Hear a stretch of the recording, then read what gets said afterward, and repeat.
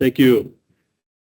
Well, I'm Luther Krueger. I have been collecting and promoting solar cookers for over 20 years. And the last 5 years, I've been collecting the stories of people who make cookers, design them, promote them, especially in countries where they're deforesting so rapidly that they're beginning to burn plastic to cook with. I just say that I don't need to tell you how drastic the situation is out there, but that's one reason I've really committed a lot of my life toward promoting solar cooking. And I think in the States, in the Western world, in the spoiled area of the world, we could sure use it too. And so for my presentation, I'm going to talk about some designs that are already out there that can fit into buildings. And I'm going to actually issue kind of a call to action for you who are in the business of designing buildings, getting them built. Start putting solar cookers in them, please. It can be done. It's a very inexpensive value to add to those properties. So I hope that will come out as I get through this. I ran across this a few years ago about the right to light, if you're familiar with that in Britain.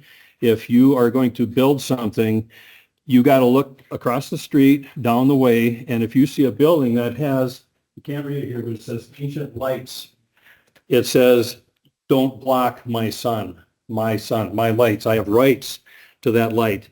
And I'd like to emphasize that we all have the right to the energy that's in that light, and especially for the most important function, to cook our food.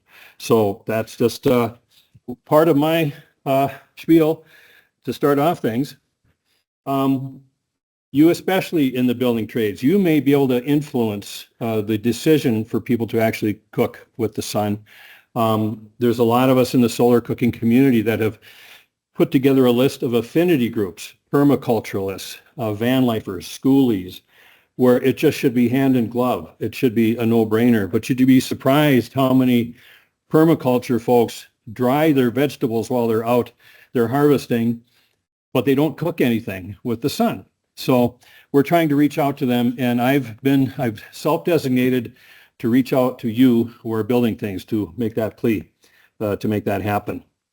I'm going to share some clips with from almost all of them are from people I have visited, and they are on my channel. Five of you are in the room here that are cooking with the sun, and they're featured on my channel. It's on YouTube, Solar Cooking Museum.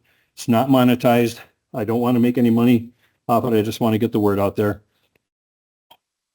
Yesterday, you heard about Barbara Kerr and her partner Sherry Cole with the Sustainable Living Center in Arizona from the Ampersand Project, who basically said, let's do that too. And this was a visit, was hosted by Monty Cunningham, who's kind of the caretaker of the property right now. And we did the outside, but I wanted to show the inside where he opened the door and then you saw the sunlight. It just was almost blinding. And there's a trivet there. And the tenant in that building at the time was not with the program, unfortunately, so he was not cooking with it. But then this, of course, is the Ampersand Project. Amanda and Andy showing their model right there, built into, I think that's in part of your greenhouse, the add-on greenhouse. Why not? Do you want a bigger no-brainer than that, to put something in a building you already have that faces the equator? That's another sidebar, a bunch of us in the solar cooking, when we're trying to say, let's use inclusive language and start saying the equator-facing wall, which grabs the sun no matter where you are. And if you're at the equator, well, every wall, I suppose, or the roof. But anyway, so we like to say that. Equator-facing wall. Ron Whitehurst and Jan Dietrich in Ventura, they run a company called Rincon Ventova, which is a beneficial. I was able to hold in my hand 1,000 maggots living, squirming in my hand, of flies that take care of stuff that people want pesticides to do. And the pesticides, of course, kill all the other insects. Most of them do, no matter what they tell you. That's right. So, but they said, well, hey, we've got this equator-facing wall, and we're going to build this home the way we want. And they have it's about double the size of the one at the Sustainable Living Center. And he's showing how he can actually vent it so he gets kind of a convection going on as well. And that's the outside view of it. just on the other side of their bug farm. Further up the coast, this is going to be something that's probably beyond the DIY range, but Tom Hoffman has what he calls the solar Z, where you talk about the X and Y coordinates, and he talks Z coordinate where, okay, the sun goes onto one side of your house, but this thing is going to, you put your food in it, it goes and finds the sun, and even if it's a little past your house, it hasn't come to the equator side, it will catch it because it'll go 6-8 feet out and do that. So anyway, just to let you know, these are out there. Okay, what about England? Well, Stuart McLaughlin lives in London, and he's in one of those real tight apartment complexes. And he says, I've got no equator-facing window or wall, but I got a wall in the outside the stairwell window. So he uses vacuum tubes to cook with, and he just mounted 2 of them on the wall with just a aluminum reflector to add a little boost to it. And he cooks just about everything you can name it. I think that's like pumpkin bread or something. So that's there. Now, one thing that came up at a recent solar cooking conference in Portugal was I ended up on a committee to talk about how to promote solar cooking. And there were 3 gentlemen there from Madrid, Spain. And they said, well, we're out of luck because we're in an apartment building. We can't cook. We could go up to the roof, but, we got 5,000 people in the building. We wouldn't have enough room to put cookers on the roof. And we'd all be in the elevators and so forth. Well, these are 2 fellows from India. Actually, one, Chaku Chakravarti, who had a team in IIT Bombay where they put together it's not a vacuum tube, but it's 2 balls of polycarbonate, one inside the other for a heat trap or to be able to cook with. And it just installs into a window. And the second one, and this one right now is my favorite, I have it. I'll let it circle back to that. Milan Kulkarni had been approached by people who said, you're this big proponent of solar cooking, but we have these high rises in India they have to grow up for housing because of the population. And they said, well, you're the fancy inventor, come up with one. So he did. He called it the sun dish. It'll be right after this. It's basically, it looks like a cone, but he said his inspiration was a seashell. He looked at a seashell and he said, well, that's kind of a stretched out cone. That's the seashell. I found it. I figured, I've got to do something fancy with my channel. I'm not really good at this. So, but this is an apartment where they are cooking with tiffin pots. If you're familiar with them, they're 3 pots stacked.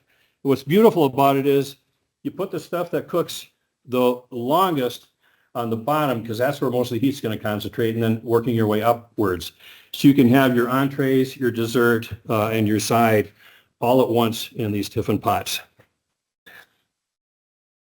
This is a fun one. I ran across this a long time ago. If any of you heard of the Frugal Green Girl, for maybe 10 years she had a YouTube channel where she said, here's how you save. Make your own soap. Make your own this. Do this. My favorite was how to run your household without toilet paper. Look it up. You'll learn a lot. Anyway, she had a greenhouse she made. She had some scrap greenhouse glass. A room in her house was one of the coldest, and she said, well, let's get some solar gain from that. And so she put together a box heater for the room with just a sheet of aluminum painted black for the heating. Well, one day she closed the window, and she forgot that the screen window was still there. And the next morning by 10 o'clock, that thing was melting, and she had this plastic stench smell. So she said, oh, I can cook with that then too. And so she did. And you probably saw shots already circled through cooking lunch for her kids. Craig Shear, can you cook in the winter? Can you cook north of whatever, the 45th parallel where I'm at in Minneapolis? Yes, you can. Craig Shear at 51 degrees north in Saskatchewan. He actually produced cookers for about 15 years that he sent all over the world, including one that's a double wide version of this thing in Mexico for a solar bakery in Mexico, and a bunch in Cuba. And this is in Saskatchewan. He'd been out of town for a while, so the snow was gathering, but sooner or later he's going to put food in there and get the snow out of the way. Okay, so the question I always get, I did 10 days at our state fair, and the one question was, or it wasn't even a question, it was a challenge. I bet you can't cook when the sun goes down, you can't cook when it's when the cloud comes in. Or what if my neighbor's house shades mine? Well, yes, you can. What you do is you go hybrid. And I'll get to my prop. I was able to bring one prop. I can't bring through the wall ovens. I'm doing the van life thing right now. But Patrick Sherwin, he founded GoSun 15 years ago or so. Vacuum tube cookers. The only limitation is the volume of food or the size of the food pieces you can put in. But otherwise, that can get to 450, 500 degrees. People bake baguettes in it and so forth. Well, I'm going to pass this around.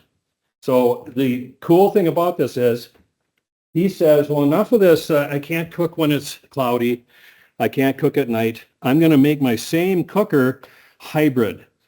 And what that is that's the cooking tray with a heating element fused to the bottom.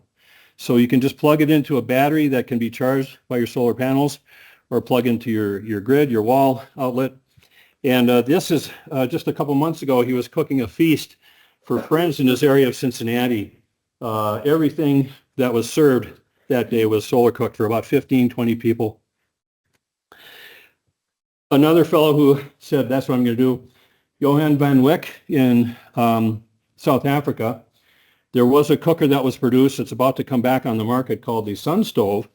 It was originally made from printing plates, just nested boxes of printing plates with a polycarbonate window on the top, and then that was it.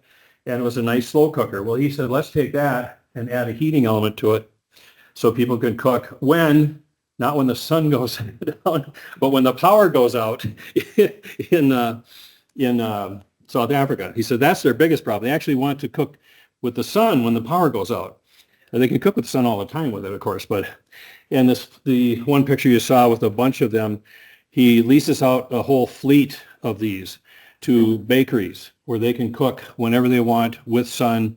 Sun goes down. That's another complaint we get is, well, our bakery starts at 4 a.m. and the sun isn't out. Well, so what? He says, I got the product for you. Dave Chalker, one of the more innovative folks out there making solar cookers.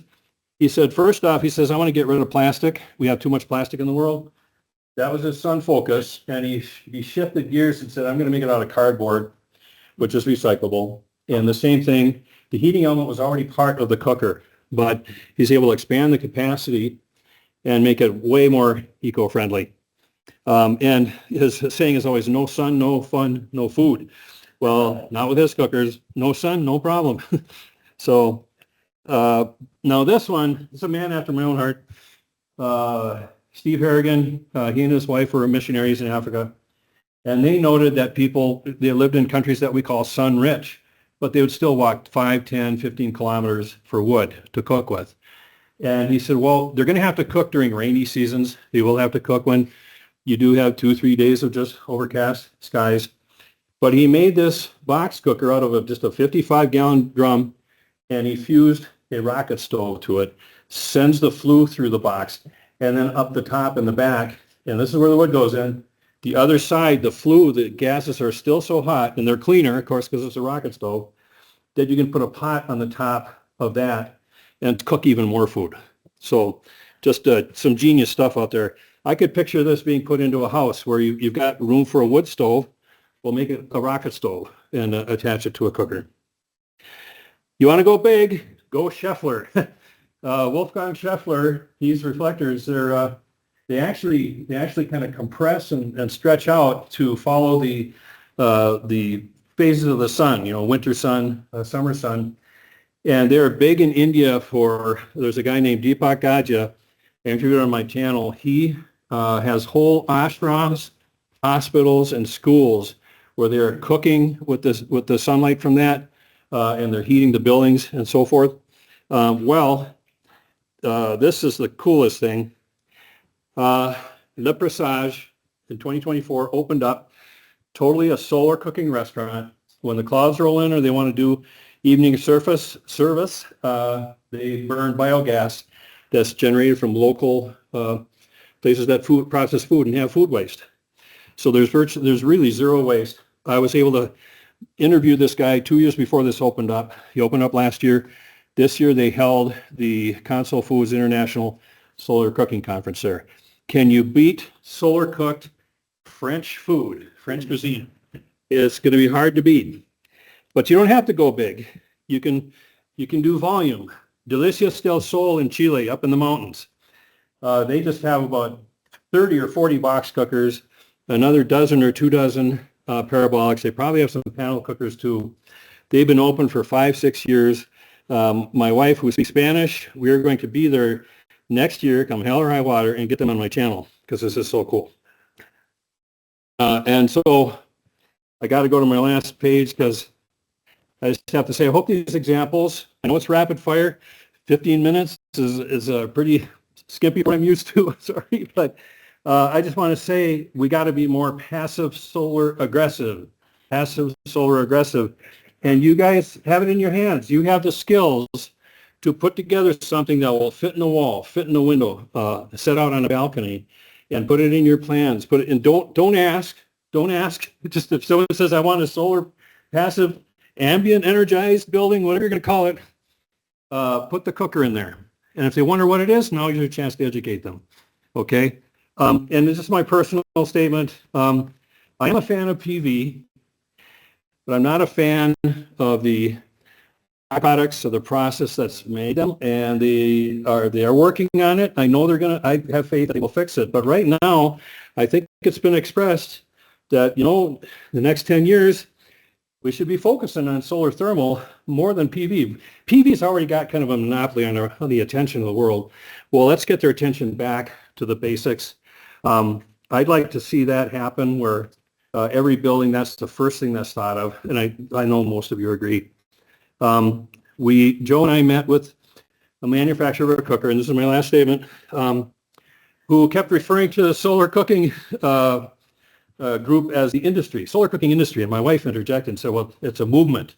I said, what? It's a movement. This is a movement. There are solar cooker makers that say, I don't want to make a cent on this. I want to save life. I want to pasteurize water in countries where they don't have safe water from their rivers and so forth. So I'd like you to be part of the movement.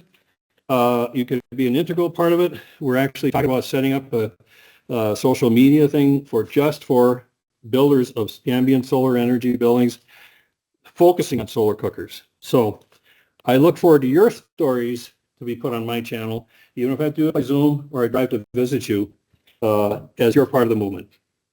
Thank you.